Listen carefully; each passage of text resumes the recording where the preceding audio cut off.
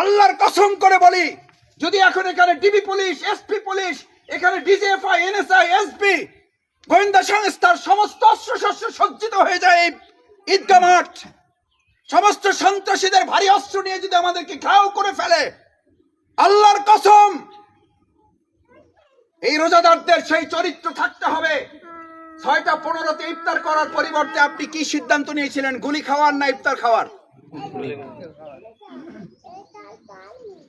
যদি ওটা রাজনীতির কথা না হয়, কুতিবা আলাইকুমুস সিয়াম, ওটা কার নির্দেশ পালন করতেন?